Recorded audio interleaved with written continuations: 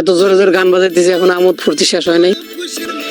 আরে ভাই থামেন, আপনাদের ঈদের আনন্দ এখনো শেষ হলো না? ঈদ তো কয়েকদিন হলো চলে গেছে, এখন আপনারা গান বাজনা করতেছেন মানে?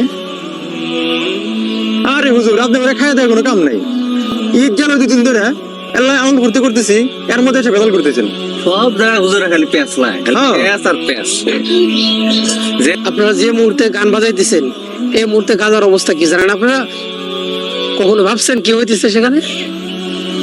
ভাই যে সময় আমরা ঈদের আনন্দ আত্মহারা হয়ে আছি, ঠিক সে সময়ে গাজার আকাশে উঠছে লাশ, বাতাসে বারুদের গন্ধ।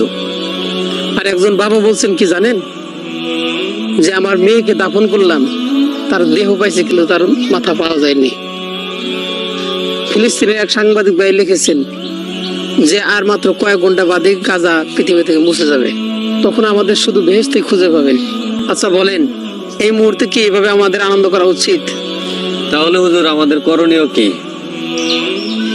ভাই সারা বিশ্বের ওলামা কেরামরা এক বাক্যে ফতোয়া দিয়েছে যে বর্তমান জিহাদ করা আমাদের জন্য ফরজ। কিন্তু আমরা যে সাধারণ মুসলমানরা আছে, আমাদের তো জিহাদ করার মতো শক্তি নেই। এই জন্য আমাদের করণীয় হলো যে তাদের জন্য আমাদের সাহায্য পাঠানো, আর ইসরায়েলি যেগুলো পণ্য আছে এগুলো বয়কট করা, আর বেশি বেশি নামাজ পড়ে কান্নাকাটি করে আল্লাহ তাআলার কাছে দোয়া করা।